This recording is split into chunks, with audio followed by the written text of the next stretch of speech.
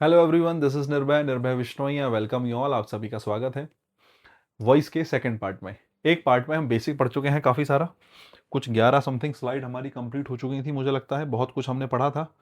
और हाँ, 12 नंबर से हमें शुरू करना था। हम कुछ डायरेक्ट एक्टिव से हम कुछ पैसे बना रहे थे। डायरेक्ट से इनडायरेक्ट कह रहा हूँ, माफ़ी चाहते हैं। एक्टिव से पैसे हम कुछ बना रहे थे। अच्छे अच्छे सेंटेंस हमने बहुत सारे देखे थे। और असर्टिव हमने शुरू किया था। बेसिकली हम असर्टिव पढ़ रहे थे और असर्टिव में ही मुझे लगता है कि जितना कुछ हो सकता है। इंटेरोगेटिव में बहुत सारा नहीं पढ़ना होता है। इंटेरोगेटिव में यही पढ़ना होता है कि असर्टिव का जो है ऑलमोस्ट पोर्शन इंटेरोगेटिव में मिल ही जाता है। तो हम जो डिटेल में पढ़ेंगे वो असर्टिव ही पढ़ेंगे। मेरी कोशिश रहेगी कि आज आज जो क्लास रहेगी उसमें असर्टिव ही मैं मोस्टली पढ़ाऊँ। अगली क्लास में इंटेरोगेटिव और इंपेरेटिव सेंटेंस दोनों हम कोशिश करेंगे कि खत्म कर लें। लेकिन आज असर्टिव पूरा हो जाए, बढ़िया बात है, और इंटेरोगेटिव भी हो जाए तो बड़ी बड़ी अच्छी बात है। स्टार्ट करते हैं। इससे पहले बहुत सारे सेंटेंस हमने देखे हैं। टाइप वाइज हम चल रहे हैं, बहुत धीरे धीरे हम चल रहे हैं, बहुत कोई जल्दी नहीं है, क्योंकि अभी एग्जाम में टाइम है। अभी जो है मतलब अभी अमूमन खास करके हम स्टेनो वगैरह के लिए देख रहे हैं या बाकी एग्जाम्स के लिए देख रहे हैं, टाइम है, ठीक है, बढ़िया। या हम स्टेनो, खैर सेकेंडरी बात हो गई हमारी। हम ये कह सकते हैं कि सुपर टेट के लिए खास करके ये जो है अभी चल रहा है। और स्टेनो वाले बच्चे हमारे पास काफ़ी सारे क्राउड है, तो वो भी जो है देख रहे हैं। सभी के लिए अगर मैं बात करूँ एग्जाम में, अभी सभी के टाइम है, ठीक है, बहुत बढ़िया। स्टेनो वालों का हालांकि आने वाला है, लेकिन वो बच्चा जो सिलेबस पढ़ रहा है उसके लिए अगली बार ही टारगेट है, तो उसके लिए बहुत टाइम है। एस्टेट वालों का अभी हम कह सकते हैं अभी तो कुछ आया नहीं है। उम्मीद है कि वैकेंसीज आएंगी और उसी उम्मीद पे हम काम कर रहे हैं, ठीक है। चलो खैर, टाइम वेस्ट नहीं करेंगे और स्टार्ट करते हैं। पहला सेंटेंस देखो। Dilip said that he lost the match. Dilip ने कहा कि भाई वो मैच वगैरह जो है हार गया। मैं आपको 4 सेंटेंस दे देता हूँ, आपको टाइम दे रहा हूँ 1 मिनट का। आप इन चारों सेंटेंस को पढ़ो और आप देखो कि आप क्या कर सकते हो। इनका एक्टिव से पैसे बना के मुझे दो, ठीक है। मेन चीज़ यही है। वैसे चारों सेंटेंस हैं आसान ही, ठीक है। दिलीप ने कहा कि उसको जो है मैच हार गया है, फलाना ढिमकाना जो भी है। देखो, यहां से इन सेंटेंसेस से बस तुम्हें इतना बताना है कि जिस वर्ब का पैसिव वॉइस बन सकता है उसका पैसिव बनाओ, जिसका नहीं बन सकता उसको छोड़ दो, है ना। उसको एज इट इज रख दो, ऐसा कह सकते हैं।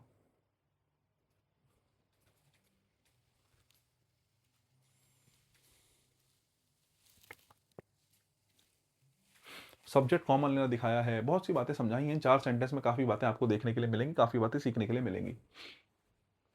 चलो खैर, मुझे लगता है आपके लिए टाइम काफ़ी हो गया होगा। अगर आपने नज़र मार ली है तो सेंटेंस बन चुके होंगे, हैं। चलो, नहीं भी बनते हैं तो मैं बनवा ही रहा हूँ, कोई समस्या नहीं है। पहला सेंटेंस एक बार देखिएगा आप, ठीक है। आप कह रहे हैं दिलीप सेड दैट। दिलीप ने कहा कि ही लॉस्ट द मैच, उसने मैच जो है वो जो है मैच हार गया है। दिलीप सेड, दिलीप ने कहा। फिर वही बात है, मैंने आपको बताया सेड आपकी वर्ब है, दिलीप आपका सब्जेक्ट हो गया। दैट लगा के पूरी की पूरी क्लोज जो है वो आपका क्या है, ऑब्जेक्ट है। हमारा काम होता है ऑब्जेक्ट को क्या बनाना, सब्जेक्ट बनाना। लेकिन पूरी क्लोज जब ऑब्जेक्ट बनी होती है तो पूरी क्लोज को शुरू में ले जाना थोड़ा अजीब होता है, इसलिए हम पूरी क्लोज के बदले किसका यूज कर लेते हैं, इट का यूज कर लेते हैं। सैड का चेंज होगा was sad, it was sad. किसने कहा, दिलीप ने, तो आप कहेंगे बाय दिलीप। ये जो है दिलीप द्वारा कहा गया। That he lost the match, that लगाया। अब इससे पिछली क्लास में जो हमने सेंटेंस देखे थे उसमें अमूमन इंट्रांजिटिव वर्ब आई थी। देखो, जैसे that the news was false, यहाँ पे वॉज आया। इजेमार वॉज वर्ब जब जब अकेला आता है तो वो लिंकिंग वर्ब के रूप में काम करता है, और लिंकिंग वर्ब में तो एक्शन ही नहीं होता, उसका पैसिव वॉइस कैसे बनेगा। That the game was easy, यहाँ पे वॉज वर्ब आया। जब जब वॉज वर्ब अकेला आता है उसका पैसिव वॉइस नहीं बनता। तो दैट क्लोज तो थी, ठीक है, दैट क्लोज तो थी, लेकिन दैट क्लोज में जो वर्ब आ रही थी वो जनरली इंट्रांजिटिव आ रही थी या लिंकिंग वर्ब आ रही थी, जिसका पैसिव वॉइस नहीं बन सकता। लेकिन हमने जब आगे बढ़े तो हमने देखा कि जब दैट क्लोज आई, लेकिन दैट क्लोज में इस बार वर्ब रखी है लॉस्ट, और लॉस्ट अपने आप में ट्रांजिटिव वर्ब होती है। तो मैं आपको ये समझाना चाहता हूं कि सैड का पैसिव वॉइस बन गया वॉज सैड, बन सकता है। That he lost the match, that he lost the match. अगर यहां पे एक ऐसी वर्ब होती इंट्रांजिटिव जिसका पैसिव वॉइस नहीं बन सकता, तो उसको ऐसा का ऐसी उतार देते, that he lost the match, या कुछ दैट दैट जैसे होता कि it was the game was easy, Dilip said that the game was easy, तो ऐसा कैसे उतार दिया। लेकिन आपने अब की बार वर्ब ऐसी रखी जो ट्रांजिटिव है। कैसे, इसका ऑब्जेक्ट है द मैच, इसका सब्जेक्ट है ही, तो आपकी वर्ब के पास सब्जेक्ट ऑब्जेक्ट दोनों रखे हैं। अगर वर्ब के पास सब्जेक्ट ऑब्जेक्ट दोनों रखे हैं, इस बात का मतलब आप चाहो तो इस दैट वाली क्लोज के अंदर के चीजों का भी पैसिव वॉइस बन सकता है, इसका भी पैसिव वॉइस बन सकता है चाहो तो। अब इसके बाद 2 ऑप्शन आते हैं। पहला, एग्जामिनर या तो दैट लगा के ऐसे का ऐसे ही दे देगा, that he lost the match, ऐसे कैसे ही दे देगा। या हो सकता है वो अंदर वाले सेंटेंस का पैसिव वॉइस बना दे। बोले सर हमें क्या करना है, तुम्हें ये करना है कि अगर वो ऐसा कैसे दे दे रहा है, that he lost the match, ऐसे कैसे लगा के फुल स्टॉप लगा दिया, तो उसी को सही मान लो। अगर उसने दोनों ऑप्शन दिए हैं, एक तो बिना चेंज किए that he lost the match, और एक चेंज करके, ऑब्जेक्ट क्या है, द मैच है, दैट ऑब्जेक्ट को सब्जेक्ट बनाओ, दैट द मैच, ठीक है, लॉस्ट सेकंड फॉर्म है तो आप कहेंगे वाज वर्ब प्लस वर्ब की third form, that the match was lost किसके द्वारा, बाय हिम, ठीक है। अब देखो एक सेकंड, मैं अभी थोड़ी सी और चर्चा करूंगा, लेकिन मैं फिलहाल ये कहना चाह रहा हूं, अब मैं आपसे कह रहा हूं कि भाई ये ही लॉस्ट द मैच है, अगर वो कह रहा है that he lost the match, ऐसे कैसे लिख दो तो ऐसे कैसे लिख दो, वो तुम्हारी मर्जी है, उसमें कोई समस्या की बात नहीं है। अगर वो कह रहे हो ही लॉस्ट द मैच तो ही लॉस्ट द मैच लिख दो, चार ऑप्शन में पैसे बनाया ही नहीं तो बात अलग है, लेकिन दो ऑप्शन है, एक में ही लॉस्ट द मैच ऐसे कैसे लिख दिया, एक में उसका पैसे बना दिया that the match was lost. अगर एक में पैसे बना दिया तो आप ध्यान रखना हमेशा उसको चुनना है जिसमें उसका पैसे वॉइस बना दिया गया, हमेशा उसको चुनना है जिसमें उसका पैसे वॉइस, अगर पैसे वॉइस बन सकता है तो फिर बनाना ही पड़ेगा कि that the match was lost. यहां पर आपने जो वॉज लॉस्ट करा ये क्या कर दिया, ये बेसिकली पैसिव वॉइस आपने बना दिया, और पैसिव वॉइस बनाना ही बनाना है, आप ये मान के चलना, बिना बनाए काम नहीं चलेगा, बिना बनाए काम नहीं चलेगा। एक तो ये चीज हो गई, एक चीज और यहां पे तुम्हें ध्यान रखनी पड़ेगी कि तुम जब ध्यान से देखोगे तो तुम्हें एक चीज मिलेगी यहां पे लिखी भी, बाय दिलीप और by him. It was said bye Dilip that the match was lost, it was said that the match was lost by Dilip by him. मुझे बताओ हिम किसके लिए आया होगा ये, अरे हिम दिलीप के लिए तो आया है कि दिलीप ने कहा होगा, दिलीप ने कहा कि वो मैच हार गया, तो ये ही किसके लिए आया, ये ही दिलीप के लिए आया है। कहने का मतलब है बाय दिलीप और बाय हिम दोनों सेम आदमी है, बाय दिलीप और बाय हिम दोनों सेम आदमी है। अगर दोनों सेम आदमी है तो दो बार ये प्रयोग करना सही होगा, एक बार प्रयोग करना सही होगा, बोले सर एक बार। तो it was said bye Dilip that the match was lost, अब देखो एक बार सही करना होगा तो बोले एक काम करो सर, जब एक ही बार प्रयोग करना है तो दिलीप प्रयोग करो, हिम प्रयोग क्यों करोगे, बाय हिम को हटा दो, बाय हिम को हटा दो, क्यों, क्योंकि दिलीप नाउन के लिए प्रोनाउन आता है, प्रोनाउन के लिए नाउन नहीं आता, तो दिलीप के लिए हिम आया। मैंने कहा यार जब एक ही बार प्रयोग करना है तो प्रोनाउन काट दो, मैंने कहा बिल्कुल सही बात है। लेकिन समस्या एक चीज और हो गई, अब एक समस्या ये हो गई कि it was said bye Dilip that the match was lost, Dilip ने ये बताया कि मैच जो है वॉज लॉस्ट, मैच जो है हार गए, लेकिन मैच कौन हारा, बोले सर दिलीप हारा। लेकिन ये अगर तुम सेंटेंस यहां पे खत्म करते हो, इस नोट पे खत्म करते हो, तो तुम ये बात क्लियर कर ही नहीं पाओगे कि मैच हारा दिलीप। यहां पर नीचे वाले सेंटेंस का मतलब पता है क्या है, नीचे वाले सेंटेंस का मतलब है कि it was said bye Dilip, Dilip द्वारा ये कहा गया, दिलीप द्वारा ये बताया गया that the match was lost, की मैच हार गए हैं। कौन मैच हार गया है, ए टीम मैच हार गई है, बी टीम मैच हार गई है, सी टीम मैच हार गई है, हमारे मोहल्ले का राकेश जो है वो मैच हार गया है। कौन मैच हार गया, दिलीप ने बताया मैच हार गए, लेकिन मैच भी दिलीप ही हारा है, इस बात का मतलब है बाय दिलीप को फिर यहां प्रयोग मत करो, बाय दिलीप को यहां प्रयोग मत करो, बाय दिलीप को यहां लगाओ, ठीक है नहीं। It was said that the match was lost by Dilip. अब अगर जरा सेंटेंस देखो, अब यहां पे बाय दिलीप लास्ट में रखने का क्या फायदा हुआ, लास्ट में रखने का फायदा हुआ कि सैड वर्ब और लॉस्ट वर्ब दोनों का सब्जेक्ट कौन है, दिलीप है, तो जो कि आपने लास्ट में रख दिया।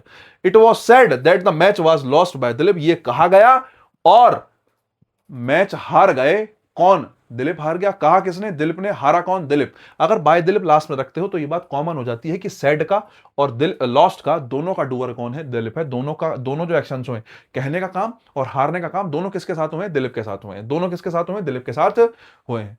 ये मैं कहना चाह रहा था, बाय हिम हटाओ, बाय दिलीप सही होगा, लेकिन बाय दिलीप की प्लेसमेंट ये नहीं होगी, बाय दिलीप की प्लेसमेंट ऊपर होगी, यहां अलग, ऊपर मतलब सबसे लास्ट में होगी, क्योंकि आप कॉमन रख रहे हो, कॉमन रख रहे हो तो लास्ट में रखो, बीच में नहीं रखोगे। बीच में रखने का क्या नुकसान है, बीच में रखने का नुकसान है कि ये अगर यहां पे रखते हो, इस बात का मतलब सैड के लिए तो ये है, लेकिन लॉस्ट के लिए बाय दिलीप नहीं है, इसका मतलब ये हो जाएगा। अगर मुझे लगता है बात समझ में आई होगी तो आगे चलते हैं। नेक्स्ट देखो, Ramesh came and solve the matter, Ramesh आया और उसने मैटर सॉल्व कर दिया। अब देखो ध्यान से देखना, मैं आपसे कहूं यहां पे एक वर्ब रखिए केम, भाई केम जो वर्ब है इसका पैसिव वॉइस बनता ही नहीं है, क्योंकि इंट्रांजिटिव वर्ब है। Ramesh came and solve the matter, Ramesh आया और उसने मैटर सॉल्व कर दिया। अब कुछ बच्चे क्या करेंगे, क्या करेंगे बच्चे, करेंगे द मैटर सब्जेक्ट बनाएंगे, the matter was came and solved by Ramesh, भाई गलती हो जाएगी। समस्या पता है क्या है, Ramesh came and solve the matter में समस्या ये है, ये जो सॉल्व है, इस सॉल्व का ऑब्जेक्ट कौन है, द मैटर है। सॉल्व क्या किया, मैटर किया। इस सॉल्व का सब्जेक्ट कौन है, किसने सॉल्व किया, रमेश ने, ठीक है। दूसरी बात, केम वर्ब का सब्जेक्ट कौन है, कौन आया, बोले जी रमेश आया। लेकिन केम, क्या केम वर्ब का ऑब्जेक्ट मैटर है, नहीं, Ramesh came the matter, Ramesh matter आया, केम का ऑब्जेक्ट है ही नहीं, क्योंकि ये जो केम शब्द है इंट्रांजिटिव वर्ब है। ये सेंटेंस अलग है, Ramesh came and solve the matter, and जो लगा है ना, एंड, ये सब्जेक्ट के लिए लगा है कि सब्जेक्ट दोनों का कॉमन है। इस केम वर्ब का सब्जेक्ट भी रमेश है और इस सॉल्व्ड वर्ब का सब्जेक्ट भी कौन है? रमेश है। इन दोनों वर्ब के सब्जेक्ट कौन है? रमेश है। बस इतनी बात है समझने की। अगर दोनों का सब्जेक्ट कॉमन है तो तुम्हें ये ध्यान रखना पड़ेगा कि दोनों का जब ऑब्जेक्ट बनाओगे तो भी कॉमन बनाओगे। कॉमन ऑब्जेक्ट वाली जो ऊपर बात हुई है वो यहां होगी। फिर भी देख लेते हैं। तुम्हें पता है केम का ऑब्जेक्ट जो है, केम का तो वो नहीं बन सकता। रमेश केम का मैं बना दूं, पैसिव बना दूं? नहीं बना सकते, क्योंकि केम का पैसिव वॉइस बनेगा नहीं। बोले सर ठीक है, आ जाओ जरा ऐसे कैसी रख लो। आप कहेंगे रमेश केम, रमेश आया, एंड ऐसे कैसे ही solve the matter. Solve verb है, द मैटर ऑब्जेक्ट है। द मैटर को सब्जेक्ट बनाओ, the the matter. Solve verb की फर्स्ट फॉर्म है, लेकिन फिर वही दिक्कत है, वर्ब की फर्स्ट फॉर्म कैसे आई? जब तुमने केम लिखा तो सॉल्व लिखो। फिर एक काम करो, सॉल्व द मैटर। तो came and the matter was solved, and the matter was solve. Ramesh came and the matter was solve. और देखो and the matter was solve second form है, सेकंड फॉर्म का वाज वर्ब प्लस वर्ब की third form. अब तुम सोच रहे हो, बोले भैया किसने मैटर सॉल्व किया? बाय हिम लिख दूं? चाहो तो लिख दो, कोई समस्या नहीं है। चाहो तो लिख दो, कोई समस्या नहीं। अब की बार तुम बाय हिम भी लिख सकते हो, रमेश भी लिख सकते हो। अब तुम कहोगे भैया ऊपर तो तुमने लिखने नहीं दिया। ऊपर इसलिए लिखने नहीं दिया क्योंकि ऊपर जो बाय आया था, यहां पर दिलीप दोनों दोनों सिचुएशन में ऑब्जेक्ट ही बना है। दिलीप जो है, इट वॉज सेड में भी ऑब्जेक्ट दिलीप चाहिए, और मैटर वॉज लॉस्ट में भी ऑब्जेक्ट कौन चाहिए? दिलीप चाहिए। दोनों सिचुएशन में दिलीप ऑब्जेक्ट चाहिए था, तो दोनों को मैंने क्या रख दिया? कॉमन रख दिया। अच्छा, यहां पे मैंने बाय हिम और रमेश को अलग अलग क्यों रखा? क्योंकि दिक्कत है, यहां दिक्कत यह है कि रमेश यहां पे सब्जेक्ट है।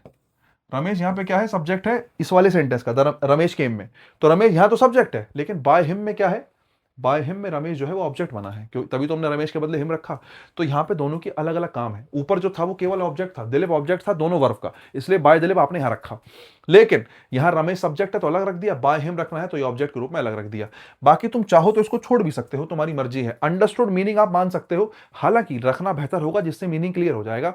रमेश आया and the matter was solved by him, उसके द्वारा मैटर को सॉल्व कर दिया गया। अगर मैं कहूं कि बाय हिम लिखना बेहतर है, बेहतर है, लेकिन चाहो तो छोड़ भी दो, क्योंकि अंडरस्टूड है कि रमेश आया और मैटर सॉल्व हो गया। इसका मतलब मैटर किसने सॉल्व कराया? रमेश नहीं सॉल्व कराया। अंडरस्टूड मीनिंग है।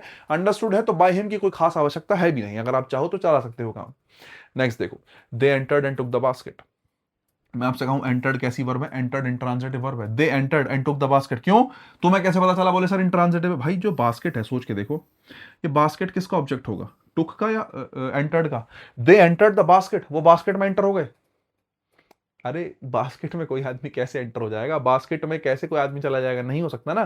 तो दे एंटर्ड, वो अंदर आए, एंड टुक द बास्केट, और बास्केट ले गए। वो अंदर आए और बास्केट ले गए। तो बास्केट ले जाई गई है, ले जाने के लिए ऑब्जेक्ट बास्केट है, लेकिन एंटर का ऑब्जेक्ट बास्केट नहीं है। एंटर ऐसे कैसी है? ये इंट्रांजिटिव वर्ब है, और इंट्रांजिटिव वर्ब्स के पैसिव वॉइस नहीं बनते। तो आप ऐसे कहोगे दे एंटर्ड एंड ऐसे का ऐसे ही टुक द बास्केट, बास्केट ले गए। कौन ले गया? दे ले गए। Took the basket, took verb की सेकंड फॉर्म है, इसका पैसिव वॉइस क्या बनेगा? दे entered and the basket object है, सब्जेक्ट बनेगा and the basket. Basket object है, सब्जेक्ट बन गया and the basket. Took second form है, आप कहेंगे was taken, and the basket was taken. और बोले सर बाय दैम लिखना, चाहो तो लिख लो, चाहे तो नहीं, ठीक है। दे entered and took the basket, they entered and the basket was taken. अब तुमको बोले सर किसको जरा? Bye them. बाय दैम लिखना चाहो तो लिख लो, हालांकि दैम लिखने की तो कोई खास आवश्यकता है भी नहीं, क्योंकि दे का मतलब है, तुम्हें अभी क्लियर नहीं हो रही कि कौन कह रहा है। दे मतलब वो आए थे, वो मतलब कौन? तुम्हें पता है वो कौन है? पता नहीं है। नहीं पता है तो मत भी लिखो। They entered and the basket was taken, sentence का एक्टिव से क्या बन गया? पैसिव बन गया। नेक्स्ट देखो, Amit has served and will serve the nation. अब देखो यहां कॉमन रहेगा, has served and will serve. Has served and will serve क्या?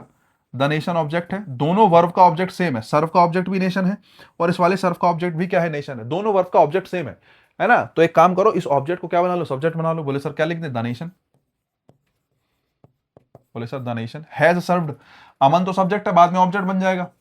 द नेशन हैज सर्व्ड का आप कहेंगे the nation has been served.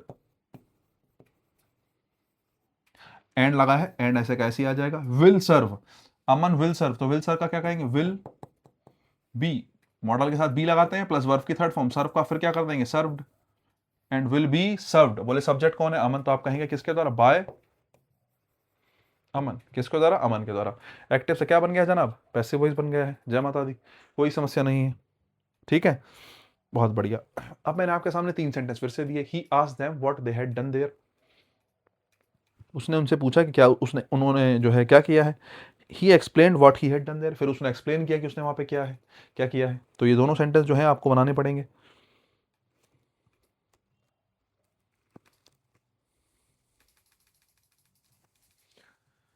हाँ, वैसे तो व्हाट जो है, चलो खैर कोई बात नहीं, कंजक्शन के रूप में ले लो क्योंकि पैसिव वॉइस, सॉरी इनडायरेक्ट का सेंटेंस है, ठीक है।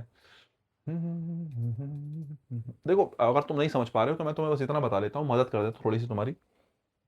आज यहाँ डाई ट्रांजिटिव वर्ब है, एक ऑब्जेक्ट इसका ये है। दे आज उन्होंने पूछा what they had done there, उन्होंने वहां पे क्या किया, एक ऑब्जेक्ट ये है, ठीक है। दूसरी बात, ही एक्सप्लेन, उसने एक्सप्लेन किया what he had done there, उसने बताया कि उसने वहां पे क्या किया है, ये एक, ये भी ऑब्जेक्ट है, तो इसको भी ऑब्जेक्ट कह सकते हो। ऑब्जेक्ट टू तो क्या कहना, अकेला ही ऑब्जेक्ट है, वहां तो दो है। दे विल रिवील, वो रिवील करेंगे, क्या रिवील करेंगे, व्हाट दे वांट नाउ, वो उनको अब क्या चाहिए, ये भी अपने आप में क्या है, ऑब्जेक्ट है, ठीक है। तो ऑब्जेक्ट को क्या बनाना है, सब्जेक्ट बनाना है, तुम्हें मुझे लगता है आता है बड़े अच्छे से, एक बार जरा सेंटेंस बना लो, बना लोगे तो मुझे लगता है बेहतर जो है, अपनी तरफ से बना लोगे तो बेहतर हो पाएगा, मैं बस इतना कहना चाहता हूँ।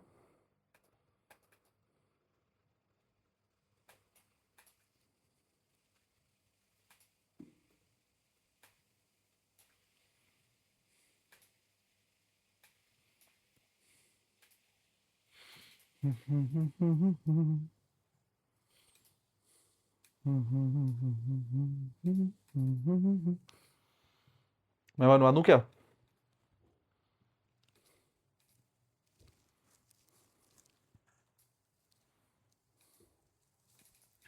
देखो इसको तो तुम चाहो तो देम से उठा लो, चाहे तो उससे उठा लो, व्हाट दे वांट नाउ से, लेकिन इसको एक्स्ट्रा में ही ले लो, ऑब्जेक्ट में क्या लोगे, चलो आस्क का ऑब्जेक्ट देम हो गया, देम का क्या करोगे, देम का क्या करोगे, दे। आस्क्ड वर्ब की सेकंड फॉर्म का चेंज होगा, वाज वर्ब प्लस वर्ब की थर्ड फॉर्म में, तो आप कहेंगे दे वर आस्क्ड, ठीक है। किसने पूछा, और क्या पूछा गया, दे वर आस्क्ड, क्या, पहले तो बाय हिम ही कर लो, चलो इसको एक्स्ट्रा में ले लो, हालांकि ऑब्जेक्ट में लोगे तो साथ में रखना पड़ेगा, है ना। दे वर आस्क्ड बाय हिम, उसके द्वारा पूछा गया, सब्जेक्ट था तो बाय हिम बना दिया, क्या पूछा गया, what they had done they, ठीक है। बहुत बढ़िया, कायदे से वैसे है वो भी ऑब्जेक्ट ही है ना, अगर मैं कहूँ है ये भी क्या ही ऑब्जेक्ट ही, लेकिन मैं बनाना नहीं चाह रहा क्योंकि तुम और ज्यादा कंफ्यूज हो जाओगे कि वाट वाले सब्जेक्ट को हमने बना भी लिया पूरी क्लोज को, तो इट से आज जो है जचेगा नहीं, मेन बात ये है, चलो कोई बात नहीं। He explain what he had done there, पूरी की पूरी क्लोज उठा ली। अब की बार दैम का ऑप्शन तो था नहीं, दैम यहाँ पर ऑप्शन में था, तुमने बना लिया, यहाँ पर ऑप्शन में कुछ है नहीं, पूरा की पूरी क्लोज ऑब्जेक्ट है, पूरी पूरी क्लोज ऑब्जेक्ट है, तो क्लोज के लिए क्या आता है, इट आता है। सेकंड फॉर्म का चेंज होगा, वॉज वर्ब प्लस वर्ब की third form, it was explain किसके द्वारा, ही के द्वारा, आप कहेंगे बाय हिम। अब बात आती है इट की, कि इट किसके लिए आया, him, what he had done there, इसको ऐसा क्या ऐसी लिख दो, ही हैड डन देयर। बोले सर पैसिव नहीं बनाया, नहीं बनाया, क्योंकि ही हैड डन देयर में ऑब्जेक्ट तुम्हें दिखेगा नहीं, हालांकि व्हाट जो बन रहा है वो ऑब्जेक्ट ही बन रहा है, लेकिन नहीं, तुम ज्यादा नहीं सोचोगे। They will reveal what they want now, देखो वैसे व्हाट जो है ना, अपने से पहले एंटीसीडेंट लेता नहीं है, इन्होंने एंटीसीडेंट मेंशन ही नहीं किया, लेकिन अब ये वाली बात तुम्हें समझने में थोड़ा टाइम लगेगा कि एंटीसीडेंट का कॉन्सेप्ट क्या है जब तुम प्रोनाउन पढ़ोगे, इसलिए मैं बहुत सिंपल लेके चल रहा हूँ कि मान लेते हैं ऐसा क्वेश्चन आ भी जाए तो उसको इट से बनाओगे। ये आ गया व्हाट दे वांट नाउ, इस पूरी की पूरी क्लोज के लिए क्या आएगा, इट आएगा। विल रिवील का क्या होगा, it will be revealed, model plus verb की फर्स्ट फॉर्म चेंज होगी, model plus be plus verb की थर्ड फॉर्म में, इट विल बी रिवील्ड किसके द्वारा, बाय देम। अब बात आती है इट की, कि इट किसके लिए आया है, क्या रिवील करेंगे, इट आ जाएगा किसके लिए, इस पूरी क्लोज के लिए, what they want now, what they want now. Active से क्या बन गया है जाना, पैसिव बन गया है, ठीक है। चलो आगे चलो,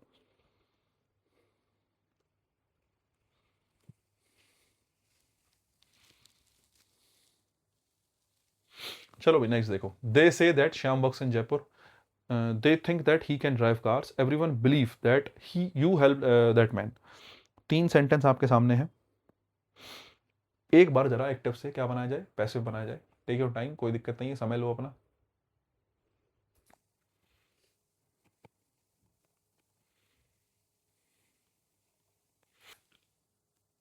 अब की बार थोड़ा सा जरा ये जो दोनों सेंटेंस है यहाँ थोड़ा सा आपको सीखने के लिए एक्स्ट्रा मिलेगा, और कोई बात नहीं है। मैं इसलिए तुम्हें टाइम दे रहा हूँ, अब की बार हम एक की जगह, मैं एक की जगह दो तरीके से तुम्हें पैसे बनाना सिखाऊंगा कि इसका पैसे दो तरीके से कैसे बन सकता है। पहले तुम एक तरीके से बनाओ इट से, तुम्हें इट से तो बनाना आ रहा होगा, इट से बनाओ तुम एटलीस्ट।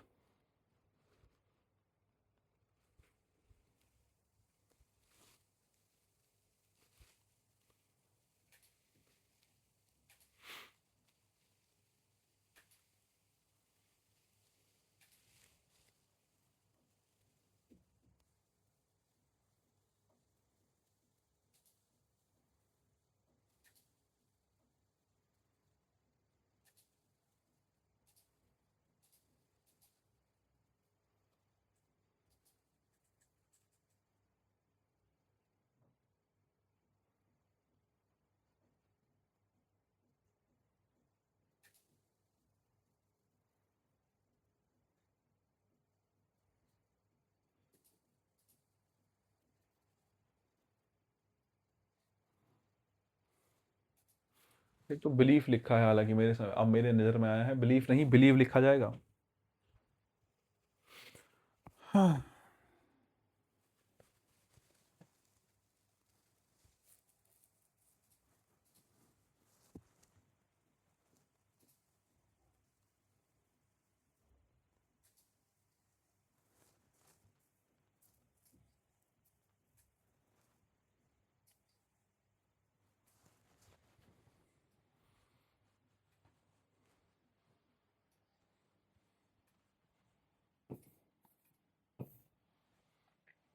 चलो खैर चर्चा कर लें थोड़ी सी कर लेते हैं, आ जाओ।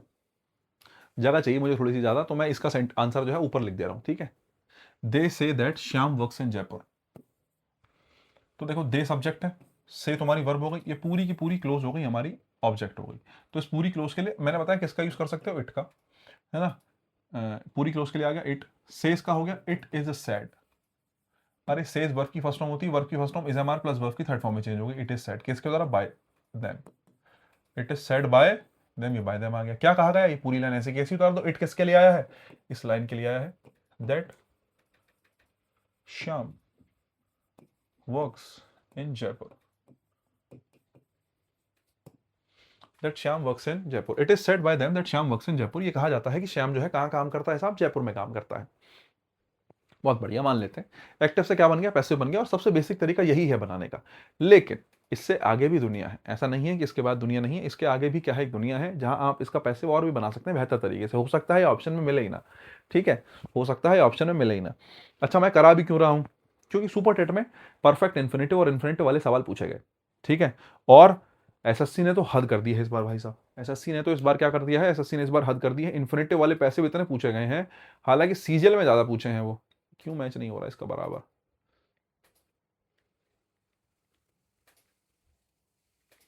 है ना। सीजल में बहुत ज़्यादा पूछे हैं जो है इन्फिनेटिव वाले एरर। स्टैनो में बहुत पूछे हैं, स्टैनो में ज़्यादा नहीं पूछे एज कम्पेयर टू सीजल, लेकिन हाँ इन्फिनेटिव वाले पैसे बहुत पूछे गए, एक्टिव से पैसे बहुत ज़्यादा। और इसलिए मेरा कर्तव्य भी बनता है कि अब मैं बता दूं अगर हम मेथड की बात कर रहे हैं तो। अच्छा चलो ठीक है, पहला तो ये हो गया, क्लोज का इट बनाया, से का इस साइड करा, दैम का बाय दैम करके उस पूरी की पूरी क्लोज ऐसे के ऐसी उतार दी हमने, क्योंकि इसके लिए किसका यूज किया गया है, इट का यूज किया गया है। अच्छा अगर मैं आपसे कहूं बाय दैम की कोई वैल्यू है, बता लो जल्दी, तुम कहोगे तो मान लूंगा। बाय देम की कोई वैल्यू है कि उनके द्वारा कहा जाता है, तुम्हें पता है देम देम है कौन, कौन कह रहा है। इट इज सेड, ये कहा जाता है क्या, that Shyam works in Jaipur, कि श्याम जो है जयपुर में काम करता है। ये कहते हैं लोग बाग, कौन कहता है, देम, वो कहते हैं, मतलब लोग बाग कहते हैं, पता नहीं किसकी बात चल रही है। अगर यहां राम श्याम सीता गीता किसी व्यक्ति का नाम लिखा होता तो ये बात इंपॉर्टेंट होती, हम इसको छोड़ नहीं सकते थे कि किसके द्वारा कहा गया। लेकिन फिलहाल बाय देम, उनके द्वारा कहा गया, मुझे पता नहीं देम है कौन, मेंटर ही नहीं करता वो बात, क्योंकि वो बताया ही नहीं गया कौन है, तो बाय देम की इंपॉर्टेंस है नहीं। इंपॉर्टेंस इस बात की है कि सेस का क्या हुआ, इस सैड हुआ, है ना, सेस का क्या हुआ, सैड हुआ। एक चीज और बात की इंपॉर्टेंस है कि जब एक्टिव से पैसिव बनाते हैं, बहुत ध्यान से सुनना, ये मुश्किल बात है, अगर तुम्हें लग रहा है कि तुम्हारे बस की बात नहीं तो चाहो तो वीडियो स्किप करके आगे बढ़ जाना, लेकिन बहुत जेन्युइन बात है। अगर तुम्हें जेन्युइन कॉन्सेप्चुअली तुम्हें चीजें समझनी है तो तुम्हारे लिए ये चीज है बहुत काम की, ठीक है, बहुत बेहतर लेवल पे समझना चाहते हो तो, वरना तो तुम्हारे लिए आंसर ये हो गया, ठीक है। हो सकता है तुम्हारे में इन्फिनिटिव वाला आ जाए तो बैठे देखोगे तुम। आ जाओ जरा, मैं ये कह रहा हूं, जो अपनी वर्ब होती है वो अपना डुअर अपने साथ लेके चलती है, वर्ब का डुअर उसके साथ में रखा होता है जस्ट आगे। जैसे मैंने कहा यहाँ पे सेज वर्ब है, सेज कौन कहता है, बोले सर दे कहते हैं, तो से वर्ब का अपना डुअर कौन है, दे है। वर्ब अपना डुअर अपने साथ में लेके चलती है, ये जो दे से शब्द है वर्ब है, इसका डुअर कौन है, दे है। मैं आपसे पूछूं यहाँ पे वर्क्स है, वर्क्स क्या है, ये भी एक वर्ब है, इस वर्ब का डूअर कौन है? श्याम है। इस वर्ब का डूअर कौन है? श्याम है। वर्क्स कौन काम करता है? श्याम काम करता है। वर्क्स का डूअर कौन है? श्याम है। तो श्याम आपके सामने रखा है। अब मैं आपसे कह रहा हूं, है ना, मैं आपसे एक बात कहता हूं कि दे की कोई इंपॉर्टेंस नहीं है, तो अगर मैं चाहूं तो दे को हटा सकता हूं। आपने कहा, मैंने भी समझाया कि दे की इंपॉर्टेंस नहीं, कोई भी हो सकता है, तो मैं चाहूं तो दे को हटा दूं। अगर मैं यहां से दे को हटाता हूं, जब एक्टिव से पैसिव बना रहा हूं, तो मैंने दे हटाया। क्या हटाया मैंने? दे हटा दिया। दे हटा के बोले सर से तो बचा है। मैंने कहा बचा है। से वर्ब की कौन सी फॉर्म है? फर्स्ट फॉर्म है। अगर वर्ब की फर्स्ट फॉर्म है तो इस फर्स्ट फॉर्म का चेंज किसमें होगा? पैसिव वॉइस में। Is am are plus verb की थर्ड फॉर्म में, तो आप कहेंगे इट इज सैड। क्या कहेंगे? It is said. बोले सर हमने ऊपर इट इज सैड लिखा था, लेकिन अब की बार मैं इट लिखना नहीं चाह रहा। मैं अब की बार इट नहीं लिखना चाह रहा। मैं क्या करूंगा? श्याम को उठा के यहां रखूंगा। Shyam is said. क्या रखूंगा? Shyam is sad. अब आप कहेंगे भैया आपने इस साइड कैसे कर दिया? आपने पैसिव कैसे बना दिया जब यहां पे श्याम रखा है? हाँ, श्याम यहां पे रखा है तभी तो क्या बनाया है? पैसिव बनाया है। अगर यहां दे रखा होता तो पैसिव नहीं बनाता। क्योंकि जब मैंने सेंटेंस पढ़ा तो मुझे एक बात समझ में आई कि कहने वाला कौन है। कह... एक सेकंड भाई, कुछ गड़बड़ हो गई है। हाँ जी, तो मुझे समझ में आया कि कहने वाला कौन है? दे। से का डूअर कौन है? दे। अगर यहां पे से लिख रहा हूं तो से पहले कौन नहीं होना चाहिए? दे नहीं होना चाहिए। अगर से पहले दे रख दूंगा तो एक्टिव वॉइस हो जाएगा। मैंने से का क्या किया? Is sad. इज सैड मतलब कहा जाता है। अगर मैं यहां दे लिख दूं तो गलत हो जाएगा, क्योंकि से का डूअर कौन है? दे है। अगर से का डूअर दे है तो आप इसको एक्टिव वॉइस मानोगे। मैंने दे हटाया, दे की जगह क्या रख दिया? श्याम रख दिया, क्योंकि बात किसके बारे में चल रही है? श्याम के बारे में। श्याम इज सैड मतलब श्याम को कहा जाता है। श्याम इज सैड मतलब श्याम को कहा जाता है। क्या कहा जाता है? कि वो काम करता है। क्या वो क्या करता है? काम करता है। वर्क्स क्या है? वर्ब है। वर्क्स क्या है? यहाँ पे वर्ब है। और इस वर्ब को मैं किस में चेंज कर दूंगा? इन्फिनिटिव में। It is said. It is said की जगह क्या? Shyam is said. Shyam is said to work in Jaipur. Shyam is said to work in Jaipur. आपका एक्टिव से क्या बन गया? पैसे बन गया। एक समस्या यहां पे है, समझ रहे हो? अभी भी एक समस्या यहां पे है कि आपको एक बात दिमाग में आनी चाहिए, एक बात आपको परेशान करनी चाहिए। बोले सर वर्क तो वर्ब थी और इस वर्ब का डूअर कौन था? श्याम था। आपने इस टू वर्क का पैसिव नहीं बनाया, क्योंकि कुछ बच्चों को इस बात की जानकारी होगी कि जो इन्फिनेटिव होता है वो टू प्लस वर्ब की फर्स्ट फॉर्म होता है। इन्फिनेटिव होता है वो टू प्लस वर्ब की फर्स्ट फॉर्म होता है। और इन्फिनेटिव का जब पैसिव वॉइस बनाते हैं तो वो क्या बनता है? टू बी प्लस वर्ब की कौन सी फॉर्म बनता है? Third form. तो कुछ बच्चों के दिमाग में सवाल आना चाहिए, नहीं आ रहा तो समस्या है। आना यह चाहिए कि भैया एक्टिव वॉइस में आपने वर्क्स लिखा था, कोई बात नहीं, आपने पैसिव वॉइस में टू वर्क लिखा, लेकिन पैसिव वॉइस क्या होता है? इन्फिनेटिव का टू प्लस वर्ब की फर्स्ट फॉर्म का पैसिव वॉइस बनता है टू बी प्लस वर्ब की थर्ड फॉर्म। तो यहां पर क्या टू बी प्लस वर्ब की थर्ड फॉर्म नहीं आना चाहिए? कुछ बच्चों के दिमाग में सवाल आना चाहिए। हालांकि नहीं आएगा यहाँ पे टू बी प्लस वर्ब की थर्ड फॉर्म, लेकिन क्यों नहीं आएगा, क्यों आएगा बताता हूं, ध्यान से सुनना। Shyam is said to work in Jaipur. ये कहा जाता है कि श्याम काम करता है जयपुर में। अब मैं तुम्हें ये सिखाने की कोशिश कर रहा हूं, ये समझाने की कोशिश कर रहा हूं बार बार कि ये सेंटेंस बैलेंस्ड कैसे है, क्यों ये सेंटेंस ठीक है। हमने पूरी की पूरी क्लोज को इन्फिनेटिव में चेंज कर दिया और वो चेंज होकर ठीक भी रही, गलत नहीं हुई। क्यों नहीं हुई? क्योंकि मैंने कहा मीनिंग चेंज नहीं होना चाहिए। वाक्य का क्या चेंज नहीं होना चाहिए? मीनिंग चेंज नहीं होना चाहिए। और मीनिंग के लिए हमें बहुत मशक्कत करनी पड़ती है। जैसे से एक्टिव था, इज सेड पैसिव वॉइस हो गया। से का डूअर दे था, तो यहां पे दे नहीं होना चाहिए। अगर यहां पर दे होता तो समझ लो गलत हो जाता। दे इज सेड गलत हो जाता। क्यों दिया? दे आर सेड गलत हो जाता, क्योंकि दे सब्जेक्ट है और एक्टिव और पैसिव में सब्जेक्ट कभी सेम नहीं हो सकते, बदलते हैं। तो दे सब्जेक्ट था, मैंने दे हटाया और दे की जगह बोले सर श्याम सब्जेक्ट था, उसको यहां रख दिया मैंने सब्जेक्ट बना के श्याम को। कुछ बच्चे सोचेंगे भैया श्याम तो सब्जेक्ट था, यहां भी सब्जेक्ट है। नहीं, यहां श्याम सब्जेक्ट था दैट क्लोज का, सबऑर्डिनेट क्लोज का। यहां श्याम जो है मेन अपना एक जो सेंटेंस है उसका सब्जेक्ट है। Shyam is a said. अब बोले सर ये वर्ब कैसे ठीक हो गई? Is a said. Is a said ऐसे ठीक हो गई क्योंकि कहने का काम श्याम ने नहीं करा। अगर कहने का काम श्याम ने करा होता तो आप कहते श्याम सेज, श्याम कहता है। इज अ सेड कहा जाता है श्याम, श्याम के बारे में कहा जाता है, श्याम इज अ सेड। तो इज अ सेड का डूअर श्याम नहीं है, इसीलिए इसको एक्टिव से क्या बना दिया? पैसिव बना दिया। दूसरी बात, टू वर्क, कि वो काम करता है कहां पर? जयपुर में। काम करता है कहां पर? जयपुर में। ये है इन्फिनेटिव। क्या है ये साहब? इन्फिनेटिव है। और इन्फिनेटिव के बारे में कुछ बातें तुम्हें जाननी पड़ेंगी मेरी बात को समझने के लिए। बहुत जरूरी बात बताऊंगा, चाहे तो आज पूरी क्लास में चार सेंटेंस से समझाऊं, लेकिन तुम्हारे दिमाग में बैठा के जाऊंगा, ये बात जिम्मेदारी है मेरी। ठीक है, जैसे मैं कहता हूं I want to go there.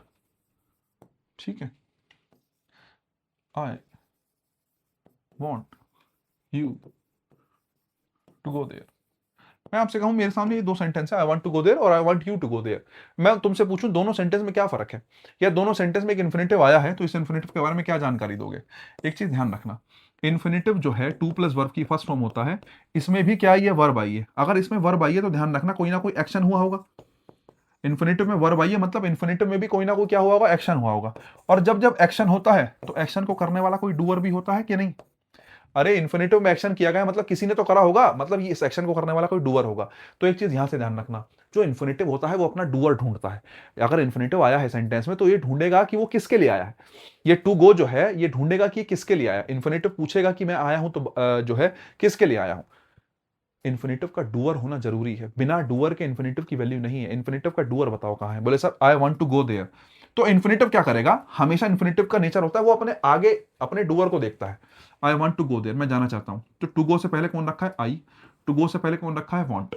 मैं तुमसे कहूं जाने का काम वांट कर सकता है, नहीं। क्या जाने का काम आई कर सकता है, बिल्कुल कर सकता है। I want to go there, मैं वहां पर जाना चाहता हूं, टू गो मतलब जाना, जाना चाहता हूं और जाना आए। मैं पूछूं जाने का काम कौन करेगा, वांट या आए, तो आपको समझ में आना चाहिए कि जाने का काम कौन करेगा, आए करेगा। कौन जाएगा, मैं जाऊंगा। कौन जाएगा साहब, मैं जाऊंगा। तो आई वांट टू गो, तो टू गो का डूअर कौन होगा, आई होगा। तो मैंने इस तरीके से ये बात समझाई कि जो इन्फिनेटिव होता है वो अपना डूअर ढूंढते हैं अपने से पहले, अपने से आगे अपना डूअर ढूंढेगा। इन्फिनेटिव अपने से आगे क्या ढूंढेगा, अपना डूअर ढूंढेगा। इस टू गो का डूअर कौन है, आई है। टू गो का डूअर कौन है, आई। एक सेंटेंस और लिखा, I want you to go there, मैं चाहता हूं कि तुम वहां पे जाओ। तो जाने का काम, इससे पहले तीन शब्द लिखे हैं, यू, वांट और आई। जाने का काम कौन कौन कर सकता है, मैं तुमसे पूछूं कौन कौन ऐसा व्यक्ति है इन तीन शब्दों में जो जो जा सकता है, ये नहीं जा सकता। जाने का काम यू भी कर सकता है और जाने का काम आई भी कर सकता है। I want you to go there, मैं चाहता हूं कि तुम वहां पर जाओ। अब मैं पूछूं, ये इन्फिनेटिव है, ये अपना डूअर ढूंढेगा अपने से पहले, लेकिन अपने से पहले अब की बार इसको कितने आदमी मिल गए, दो आदमी मिल गए। I want you to go there, मैं चाहता हूं कि तुम वहां पर जाओ। तो टू गो का डूअर यू भी हो सकता है, टू गो का डूअर आई भी हो सकता है, क्योंकि जाने का काम व्यक्ति करेगा और व्यक्ति कौन है, आई है और यू है। जब इन्फिनेटिव से पहले कोई दो व्यक्ति मिल जाए तो ध्यान रखना वो अपने से पास वाले को ही अपना क्या मान लेता है, अपने से पास वाले को अपना क्या मान लेता है, डूअर मान लेता है। अब इसका मतलब है कि जाने का काम कौन करेगा, यू करेगा। I want to go there में जाएगा कौन, I. I want you to go there में जाएगा कौन, तुम। मैं चाहता हूं कि तुम वहां पर जाओ। तो टू गो का डूअर कौन है, यू है। टू गो का डूअर कौन है, यू है। और अगर इन्फिनेटिव का डूअर उसके जस्ट सामने रखा हो तो कभी भी उसका पैसिव वॉइस नहीं बनाया जाता, याद रखना। अगर इन्फिनेटिव का डूअर कभी भी उसके सामने रखा हो, आपके पास इन्फिनेटिव है और उसके सामने उसका डूअर रखा है, इन्फिनेटिव का कभी पैसिव वॉइस बनेगा ही नहीं। इन्फिनेटिव का पैसिव वॉइस कब बनता है, जब उसके सामने उसका डूअर रखा नहीं होता। मैं आपसे पूछूं जाने का काम कौन करेगा, आई करेगा। क्या जाने का इन्फिनेटिव का डूअर सामने रखा, मैंने का रखा है। इसके अगर आप इसका पैसिव वॉइस बनाओगे तो आपको जो है टू गो का जो है पैसे बनाने की जरूरत नहीं। मैं आपसे कहूं टू गो का जो है टू बी प्लस वर्ब की थर्ड फॉर्म बनाने की जरूरत नहीं, क्योंकि इसका डूअर कहां रखा है, सामने रखा है। यहां पर टू गो का डूअर कौन रखा है, अपने सामने रखा है। अगर डूअर सामने रखा है इसका मतलब पैसे बनाने की जरूरत नहीं है, क्योंकि डूअर साथ में रखा है। अगर डूअर इसके सामने ना होता, डूअर कहीं दूर चला गया होता, तब एक्टिव से क्या बनता, पैसिव बनता। हालांकि ये वाली बात मैं बाद में करूंगा, लेकिन मैं फिलहाल ये समझाने आया था। यहां पर वर्क, काम करने का डूअर कौन है, वर्क करने का डूअर कौन है, बोले जी श्याम है। काम किसने किया, श्याम ने किया। इसका मतलब वर्क का डूअर श्याम है, बिल्कुल सही है। मेरे पास इन्फिनेटिव कौन है, टू वर्क, काम करना। मुझे बताओ इन्फिनेटिव है तो अपना डूअर ढूंढेगा। इन्फिनेटिव देखेगा मेरा डूअर कौन है, जरा देखना इससे पहले कौन था। जब इन्फिनेटिव अपने सामने देखेगा तो दो शब्द लिखे हैं, तीन शब्द, श्याम इज सैड, तो इज सैड तो डूअर हो नहीं सकता। यहां पर वर्क करने का डूअर कौन हुआ, श्याम हुआ। वर्क करने का डूअर कौन हुआ, श्याम हुआ। और वर्क करने का डूअर पहले भी कौन था, श्याम ही तो था। इसका मतलब मीनिंग क्या है, बिल्कुल सेम है। वर्क का डूअर कौन है, श्याम है। वर्क का डूअर कौन मिल गया सामने, श्याम मिल गया। अगर डूअर सामने ही रखा है तो इन्फिनेटिव का पैसिव वॉइस बनाने की जरूरत नहीं है। यही कारण है कि यह सेंटेंस बिल्कुल क्या है, सही है। यहां पर टू वर्क का टू बी वर्कड नहीं होगा, किसी भी कीमत पर नहीं होगा, क्योंकि इन्फिनेटिव को अपना क्या मिल गया, डूअर मिल गया। लेकिन यहां श्याम की जगह दे लिखा होता या वी लिखा होता, we are said to be worked. क्यों, क्योंकि वर्क का डूअर कौन है, श्याम है। अगर श्याम सामने ना रखा होता तो इस इन्फिनेटिव का क्या बनाना पड़ता, एक्टिव से पैसिव बनाना पड़ता। चलो खैर, ये वाली बात क्लियर हुई। मुझे लगता है मैं बहुत समझा दिया, मोर देन इनफ। मैं बार बार रिपीट कर दी है बात, तो मुझे खुद लग रहा है कि मैंने ज्यादा समझा दिया है, लेकिन तुम्हें बात समझ में आई होगी मुझे लगता है। ठीक है, चलो खैर। तो Shyam is said to work in Jaipur, दोनों तरीके से पैसिव वॉइस बन सकता है। ये वाला आजकल ज्यादा पूछा जा रहा है पेपर में। एसएससी के लिहाज से भी और सुपर टेट में तुमने उसमें टेट के एग्जाम में तुमने देख ही लिया होगा, उस लिहाज से भी जरूरी पूछा जा रहा है। ठीक है, नेक्स्ट देखो, दे think that he can drive cars. Active से पैसिव बना ले साहब, एक तो इट से बना लो, इस पूरी की पूरी क्लोज को क्या मानोगे, इट मानोगे, इट। थिंक का क्या होगा, इट इज थॉट, थिंक का क्या बनेगा, इट इज थॉट, किसके द्वारा, दे का हो जाएगा बाय देम, दैट, चाहो तो उसका पैसे अंदर बनाना चाहो तो बना लो, वरना ऐसे ही छोड़ दो, that the cars can be driven by him, ऐसे कर लो, चाहे तो सीधा लिख लो, that he can drive cars. पूरी की पूरी क्लोज के लिए आपने किसका यूज कर दिया, इट का। एक तरीका तो इट वाला हो गया। दूसरी बात मैंने आपसे क्या कहा, किसके द्वारा, देम के द्वारा। क्या बाय देम की कोई वैल्यू है कि वो गाड़ी चला रहे हैं, कोई वैल्यू नहीं है। तो अगर बाय देम की कोई वैल्यू नहीं, वैल्यू है किसकी कि कौन चला रहा है, ही चला रहा है। वैल्यू किसकी है, वैल्यू ही की है कि he drive car, he can drive cars, he जो है गाड़ियां चला सकता है, भाई कोई भी गाड़ी चला सकता है वो। ठीक है, बहुत बढ़िया। तो अब ही जो है सब्जेक्ट है, तो एक काम करो, थिंक का डूअर कौन है, बोले सर दे है। थिंक का डूअर कौन है, दे है। तो अगर मैं थिंक का डूअर यहां से हटा दूं, थिंक की जगह ही रख दूं, थिंक की जगह क्या रख दूं, ही रख दूं, इसका मतलब थिंक का डूअर यहां से हट गया। अगर थिंक का डूअर यहां से हट गया मतलब मीनिंग एक्टिव तो रहा नहीं, मीनिंग कैसा बनेगा, पैसिव। इसलिए he is a thought, he is a thought. क्यों ही इज थॉट क्यों किया, क्योंकि थिंक का डूअर दे था, अगर दे रखता तो पैसिव बना नहीं सकते थे, तो आपने ही रखा, he is a thought. Drive वो चला सकता है ना, एक तो ड्राइव हो गया। अब बोले सर ही इज थॉट, बोले सर एक काम कर दूं, ड्राइव का क्या कर दूं, टू ड्राइव, ड्राइव का क्या कर दूं, to drive, to drive cars. बोले सर एक्टिव से क्या बन गया, पैसिव बन गया, ये आंसर हो सकता है, हो तो सकता है। ड्राइव का क्या कर दिया, टू ड्राइव कर दिया। लेकिन एक चीज और देखना, यहाँ पे कैन भी तो आया है, यहाँ पे क्या आया है, कैन भी आया है। और कैन होता है मॉडल। मॉडल किस तरीके से, अगर तुमने मॉडल दिखाया तो किसी तरीके से यूज तो करोगे। आपको मैंने सिखाया होगा मॉडल्स में कैन और बी एबल टू दोनों बराबर होते हैं, या तो एबल टू का प्रयोग करते हैं या कैन का प्रयोग करते हैं। कैन एबिलिटी को दिखाता है, तो कैन के बदले बी एबल टू लगा लो। He is thought to be, इसको हल्का सा हटा देता हूं फिलहाल, he is thought to be able to, ये किसके बदले आया, कैन के बदले आया। He is thought to be able to drive cars. Active से क्या बन गया, पैसिव बन गया। ये भी पैसिव वॉइस है, ये भी सही है। बोले सर आप मुझे एक बात बताओ, ये जो टू ड्राइव आपने यूज किया है, किसी के दिमाग में सवाल आए कि इस टू ड्राइव का पैसिव वॉइस नहीं बनाना पड़ेगा, मैंने कहा खुद पता करो। ड्राइव करने का काम कौन कर रहा था, ही कर रहा था। जरा देखना, इन्फिनिटिव को अपना डूअर उसके सामने चाहिए, रखा होगा तो पैसिव वॉइस नहीं बनेगा। ड्राइव करने का काम कौन करेगा, ही करेगा। अरे रखा तो है, टू ड्राइव के सामने ही रखा है, मतलब इसका डूअर सामने ही रखा है। अगर डूअर सामने रखा है तो पैसिव वॉइस बनाने की कोई जरूरत नहीं है, और अगर नहीं है तो टू ड्राइव आ ही गया। आ जाओ जरा नेक्स्ट देखो, everyone believe that you help that man. बहुत बढ़िया। तो everyone believe that you help that man, इस पूरी की पूरी क्लोज के लिए चाहो तो इट का यूज कर लो, इट से बनाना चाहो तो इट से बना लो। आप कहोगे इट इज, बिलीव का कह देंगे believed, it is believed that. अब देखो कुछ बच्चे सोच रहे हैं भैया बाय एवरीवन लिखूं, तो मैं तुम्हारी जानकारी के लिए बता दूं, बाय एवरीवन लिखने की कोई जरूरत नहीं है। जब तुम एवरीवन की बात कर रहे हो तो एवरीवन का मतलब प्रत्येक व्यक्ति। तुमने किसी व्यक्ति विशेष की बात नहीं करी, राम श्याम सीता गीता की बात नहीं करी। अगर तुम्हें क्लियर ही नहीं है कि है कौन, अगर तुम्हें क्लियर ही नहीं है कि है कौन, इसका मतलब एवरीवन, एवरीवन मतलब आपको मेंशन करने की जरूरत ही नहीं है, बाय एवरीवन लिखने की कोई आवश्यकता नहीं है। It is believed, by everyone लिखना चाहो लिखो, नहीं लिखना चाहो मत लिखो, ना लिखना ज्यादा बेहतर होगा बाय एवरीवन के मामले में। इट इज बिलीव्ड, क्या बिलीव करा जाता है, इट किसके लिए लिख लो, that you helped that man, that you helped that man, ये हो गया एक्टिव से पैसिव। लेकिन फिर वही बात है, मैंने कहा अब एक्टिव से पैसिव बनाया है तो कुछ तो और भी देखना पड़ेगा। मैंने कहा ठीक है, एक तरीका हमारा इन्फिनिटिव वाला भी तो बना लेते हैं। आ जाओ, क्या everyone believed that you helped that man, तो अब एवरीवन बिलीव्ड दैट है और मदद करने वाला कौन है, यू है। तो एवरीवन को तो हटा ही दो, एवरीवन के बदले क्या लिख लो, एवरीवन के बदले लिख लो यू। एवरीवन के बदले क्या आ जाएगा, यू आ जाएगा। बोले सर सब्जेक्ट हो गया यू। अगर बिलीव का डूअर एवरीवन था, लेकिन अब की बार डूअर कौन रख दिया, यू रख दिया, मतलब बिलीव का डूअर एवरीवन नहीं रहा, मतलब एक्टिव से क्या बनाना पड़ेगा, पैसिव। तो यू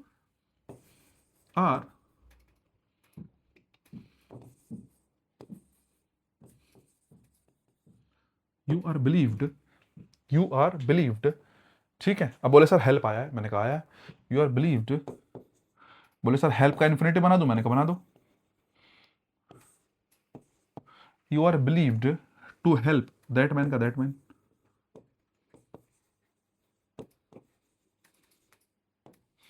लेकिन अभी बहुत सारी बात है समझने के लिए। यहाँ भी एक जो है थोड़ा सा गड़बड़ है सेंटेंस में। एक्टिव से क्या बन गया, पैसिव बन गया। हाँ, बात आती है इन्फिनेटिव की और परफेक्ट इन्फिनेटिव की। ये इन्फिनेटिव हो गया, ये इन्फिनेटिव का पैसिव वॉइस हो गया साहब। एक होता है परफेक्ट इन्फिनेटिव, आपने अगर सुना हो इस बारे में।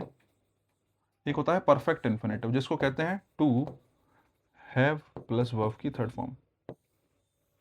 टू हैव प्लस वर्ब की कौन सी फॉर्म, थर्ड फॉर्म। अब मैं आपसे पूछूं इन्फिनेटिव और परफेक्ट इन्फिनेटिव में क्या फर्क है। देखो, अगर आपको एक्शन कंप्लीट दिखाना है तो परफेक्ट इन्फिनेटिव का प्रयोग करो। इन्फिनेटिव जब आप लगाते हैं तो वो एक्शन होने वाला होता है। इन्फिनेटिव लगाया जाता है फ्यूचर एक्शंस के लिए, वो एक्शन जो आने वाले टाइम में होने वाले हैं उसके लिए इन्फिनेटिव का प्रयोग करते हैं। बोले सर कैसे, जरा देख लो। क्या हाँ यहाँ अच्छा एग्जाम्पल कहाँ था, वो अगले वाले में था शायद।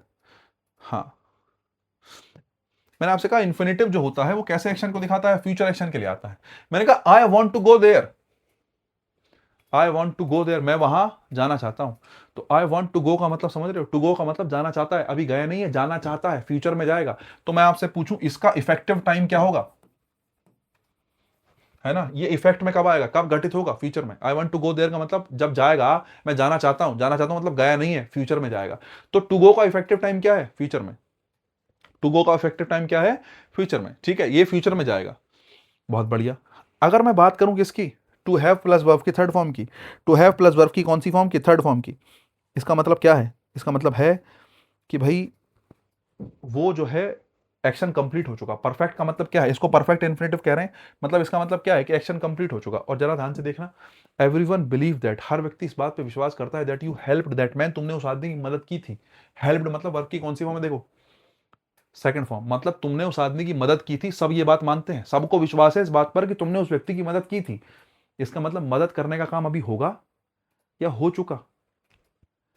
अगर मदद करने का काम होगा तो टू हेल्प बिल्कुल सही है, क्योंकि इन्फिनेटिव आता है फ्यूचर एक्शंस के लिए। I want to go there, मैं वहां जाना चाहता हूं, गया नहीं हूं, जाऊंगा।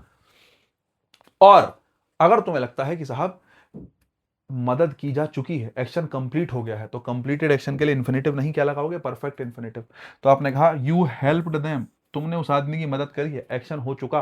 अगर हो चुका तो टू हेल्प देम या to have helped them.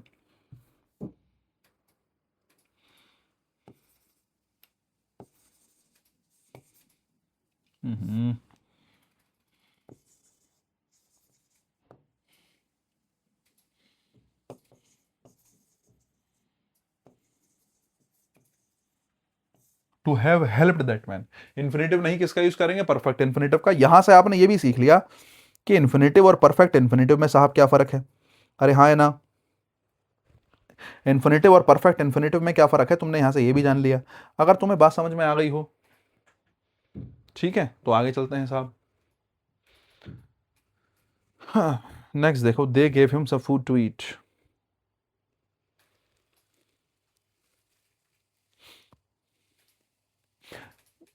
She doesn't say anything. एक काम करो यार, फिर वही चीज़ है ना, अगला अगला एक सेकंड देखो, अगला पेज देखूं, नथिंग। ऐसा नोट वाले सेंटेंस आगे आ गए हैं। एक काम करो, फिर मैं इस पेज को ही हटा देता हूँ, क्योंकि ये दोनों सेंटेंस बहुत डिटेल वाले हैं, कम से कम घंटा भर खाएंगे। तुम्हारे लेवल की बात नहीं है, रहने दो। वैसे किसी ने देख ली हो तो बना भी लेना, कोई ऐसी दिक्कत नहीं है। ना बने तो मुझसे कमेंट में पूछ लेना, कोई समस्या नहीं। आ जाओ जरा, नेक्स्ट सेंटेंस देखना। सोनू की बात चल रही है, Sonu. Sonu hasn't seen anyone. बताओ भाई, एक चीज तुम्हें पता हो इनको सॉल्व करने से पहले, कि not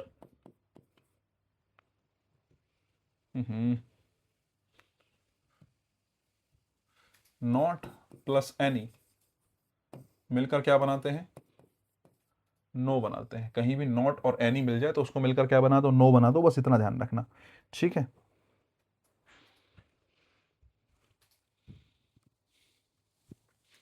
she hasn't seen anyone, उसने किसी को नहीं देखा। तो एक तो तरीका ये है, जैसे नॉट आ गया और एनी आ गया, तो तुम्हारे दिमाग में नॉट और एनी को देखते ही तुरंत आना चाहिए कि नो बन जाएगा इसका। अगर तुम्हें नहीं भी आता है तो एक बार जरा बनाना, एक्टिव से पैसिव बनाओगे कैसे इसका, कैसे बनाओगे। एनीवन ऑब्जेक्ट है तो एनीवन को सब्जेक्ट बनाओगे, आप कहोगे एनीवन।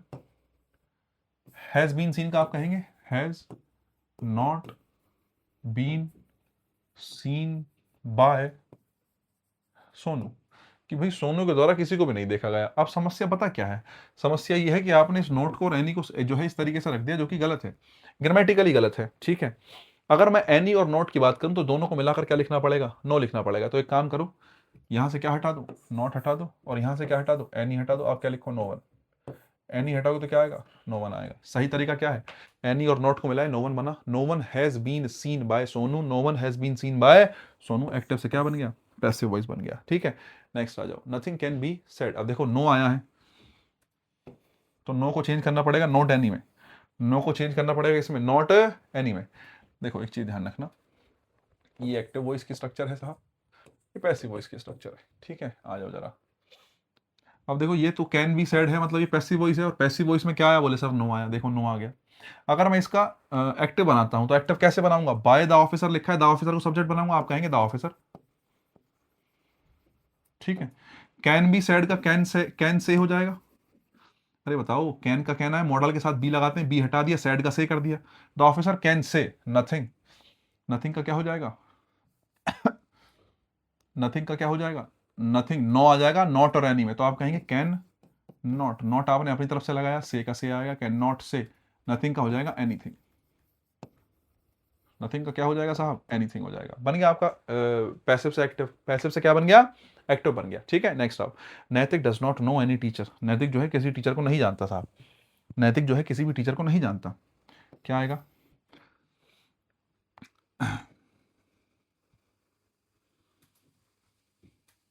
चलो खैर मैं ऊपर वाले सेंटेंस में सोच रहा था, इधर आ जाओ। हाँ, नैतिक does not no any teacher, तो एनी टीचर को सब्जेक्ट बनाओगे। लेकिन एक चीज और है, नॉट आया है और एनी आया है, नोट आया है और एनी आया है, नोट और एनी एक्टिव वॉइस से मिलकर पैसिव वॉइस में नो बनाता है। तो एनी टीचर की जगह सीधा सीधा क्या लिख लो, नो टीचर लिख लो, नो टीचर, ठीक है। डज नॉट नो, भाई डज नॉट आया है, डज मतलब वर्ब की कौन सी फॉर्म, फर्स्ट फॉर्म, फर्स्ट फॉर्म का पैसिव वॉइस बनता है is am are plus verb की third form. No teacher is known ठीक है, नो टीचर इज नॉन, अच्छा ठीक है। उसके बाद बोले सर नैतिक सब्जेक्ट है, तो बोले बाय नैतिक। बात आती है बाय की या टू की, टू की। भाई नो के साथ हमेशा किसका यूज करते हैं, टू का, ध्यान रखना। नो अपने साथ प्रपोजिशन क्या ही लेता है, टू ही लेता है, क्योंकि जानने में एक्शन नहीं होता, जानने में कोई डूअर नहीं होता, जानने में केवल रिसीवर होता है। कौन होता है, रिसीवर। रिसीवर कौन है, नैतिक है। बहुत कंफ्यूजन में नहीं पड़ना, चक्कर में नहीं पड़ना, इतनी सी बात याद रखनी है कि भाई साहब नैतिक के साथ क्या आ जाएगा, टू, नो के साथ क्या आ जाएगा, टू आ जाएगा, इतना ध्यान रखना है, ठीक है। बहुत बढ़िया। बाकी नॉट और एनी मिलकर क्या बनाया, नो बनाया, ठीक है। अगर कुछ देखना है तो देख लो, वरना मैं नेक्स्ट पेज पे चलता हूँ।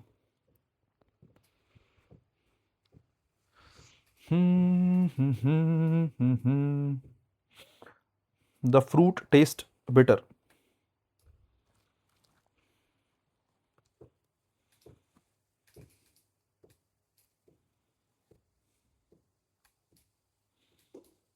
देखो भाई, वैसे तो ये इंट्रांजिटिव वर्ब है, दोनों दोनों की दोनों लिंकिंग वर्ब है। यहाँ पे ये भी लिंकिंग वर्ब है और ये भी क्या है, लिंकिंग वर्ब है। लिंकिंग वर्ब के पैसिव वॉइस नहीं बनते, लेकिन इस टाइप की जो स्ट्रक्चर होती है ना, fruit test bitter, the surface felt rather, ये जो टेस्ट वाला है, फील वाला है, मतलब ऐसे ऐसी लिंकिंग वर्ब्स जो एक्शन वर्ब भी बन जाती है। जैसे टेस्ट करना एक एक्शन का भी काम हो सकता है, फील करना एक्शन वर्ब भी हो सकती है, लिंकिंग भी हो सकती है। तो ऐसी वर्ब जैसे टेस्ट करना और फील करना, ये एक्शन और लिंकिंग दोनों हो सकता है, इन वर्ब के पैसिव वॉइस बन जाते हैं। द फ्रूट टेस्ट बिटर, जैसे ये है, फ्रूट टेस्ट बिटर, फल जो है वो कैसा है, बिटर है, कड़वा है साहब, ठीक है। सरफेस फेल्ट रेदर हार्ड, जो सरफेस है वो कैसी महसूस हो रही है, बहुत हार्ड महसूस हो रही है, आप ये कह रहे हो। दोनों सेंटेंस की मैं बात करूं, इन दोनों सेंटेंसेस में ही जो वर्ब आई है वो लिंकिंग वर्ब है, और लिंकिंग वर्ब के पैसिव वॉइस नहीं बनते। लेकिन हाँ, ऐसी वाली लिंकिंग वर्ब जो दोनों काम कर सकती हैं, एक्शन भी और स्टेट भी। फिलहाल में वो स्टेट है, लेकिन हाँ ये linking verb, is am are was नहीं है, ये एक्शन का काम कर सकती है सिचुएशन बदलने पे। ऐसी वाली वर्ब्स में कुल मिला के हुआ तो एक्शन ही है, टेस्ट करना और फील करना कुल मिला के एक्शन ही है, भले से उसको डेमोन्स्ट्रेट अलग तरीके से किया गया है। तो इस प्रकार की सेंटेंसेस का कई बार हमें पैसिव वॉइस देखने के लिए मिल जाता है, पेपर में भी पूछता है, द फ्रूट टेस्ट्स बिटर। ये सेंटेंस मैंने आपको लिंकिंग वर्ब में पढ़ा होगा, याद करो। द सरफेस फेल्ट स्मूथ पढ़ाया होगा, यहाँ पे रेदर हार्ड लिखा है, एक ही बात है, मुश्किल है यहाँ पे, कठिन हार्ड है, वहां पे स्मूथ थी, ठीक है। यहाँ पर बेटर लिखा है, ये निगेटिव हो गया, अब बेटर डिलीशियस कहना चाहो डिलीशियस कह लो साहब, ठीक है। तो एक चीज है, मैं ये कहना चाह रहा हूं, ये दोनों में टेस्ट और जो फेल्ट वर्ब है इनका पैसिव वॉइस कायदे से तो नहीं बनना चाहिए क्योंकि ये लिंकिंग वर्ब है, लेकिन कुछ वर्ब ऐसी होती हैं जो दोनों तरीके से काम करती हैं। ऐसी सिचुएशन में इन वर्ब का लिंकिंग होने के बावजूद भी एक्टिव से क्या बन जाता है, पैसिव बन जाता है। बनाने का तरीका क्या है, सिंपल तरीका है, जरा एक बार देख लो। इसको सेंटेंस को ऐसे कैसे रखेंगे, ठीक है नहीं, द फ्रूट टेस्ट बिटर, मैंने गड़बड़ कर दी क्या,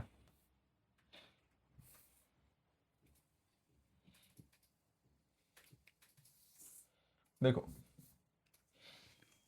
the fruit taste is verb की फर्स्ट फॉर्म है, वर्ब की फर्स्ट फॉर्म मतलब इज एम आर, है ना। The fruit is bitter when, आपको अपनी तरफ से क्या लगाना पड़ेगा, आपको अपनी तरफ से व्हेन लगाना पड़ेगा, ठीक है। अब फ्रूट की बात चल रही तो फ्रूट के लिए इट लगाओगे, when it is, when it is tested, जब इसको टेस्ट किया गया तो वो कैसा था, बिटर था, ठीक है। द फ्रूट, अब टेस्ट की जगह क्या लगा दो, इज लगा दो, और इस टेस्ट का पैसिव यहां बना दो। वर्ब की फर्स्ट फॉर्म थी तो टेस्ट का पैसिव बन गया is tested, when it is tested, तो इज का जो टेस्टेड है इसका पैसिव बन गया इट इज टेस्टेड। ये एक्टिव से बन जाता है, पैसिव ये बनाने का तरीका है। अच्छा, कई बार और भी थोड़ा सा एग्जामिनर आगे निकल जाता है, तो मैं ऐसे ही मिल सकता है, the fruit is bitter when के सीधे बाद में हो सकता है टेस्टेड लिखा मिले, इसको भी पैसिव स्ट्रक्चर ही माना जाता है, ध्यान रखना। ये दोनों प्रकार के ऑप्शंस जो हैं आपसे पूछे जाते हैं, दोनों ही क्या है, सही है, जो ऑप्शन मिल जाए उसी को सही लगा लेना, व्हेन इट इज टेस्टेड या व्हेन टेस्टेड, दोनों ही बातें क्या है, सही है, ठीक है। नेक्स्ट आ जाओ, the surface felt rather hard, फिर वही बात है, the surface felt second form है, सेकंड फॉर्म के बदले क्या आएगा, बोले सर वाज आएगा, ठीक है। अगर यहां फर्स्ट फॉर्म होती फील्स होता तो इज आता, फेल्ट पास्ट है तो आपने वॉज लगा दिया, was rather hard, the surface was rather hard when, अपनी तरफ से लगाएंगे, अपनी तरफ से व्हेन लगाएंगे, व्हेन इट, सरफेस जो है सिंगुलर है, नॉन लिविंग है, आपने इट का यूज किया, यहाँ पे ही शी राम श्याम सीता गीता होता तो लिविंग हो जाता, फिर तो वर्ब भी चेंज हो जाती, मतलब वो लिंकिंग की जगह एक्शन हो जाती, हालांकि सरफेस के लिए इट आया, इट वॉज है तो यहाँ पे वॉज लगाया, इट वॉज, फील का क्या हो जाएगा, felt, when it was felt, ये आपका पैसिव बन गया, इट वॉज फेल्ट, ये एक्टिव से पैसिव हो गया। बोले सर और कोई तरीका, मैंने कहा ये हो गया, the surface was rather hard when लगाने के बाद सीधे के सीधे फेल्ट का फेल्ट यहां लिख दो, ऐसे कैसे, चाहो तो ऐसे भी मिल जाता है कई बार आपको पेपर में, दोनों ही बातें क्या है, सही है, ये भी सही है, ये भी सही है, बस इसका ध्यान रखना। इन ट्रांजिटिव मामले में वैसे तो पैसिव वॉइस नहीं बनता, लेकिन कुछ वर्ब ऐसी होती हैं जो लिंकिंग वर्ब होती हैं, लेकिन वो किसी और सिचुएशन में ट्रांजिटिव भी हो सकती हैं या एक्शन वर्ब भी हो सकती हैं, इसी वजह से इस प्रकार की वर्ब्स का पैसिव वॉइस बन जाता है। कैसे बनाते हैं, इट इज प्लस वर्ब की third form, it is plus verb की थर्ड फॉर्म, ठीक है। ये दो सेंटेंस है जो मैंने आपको दे दिए, ठीक है। अरे भाई साहब बहुत बढ़िया।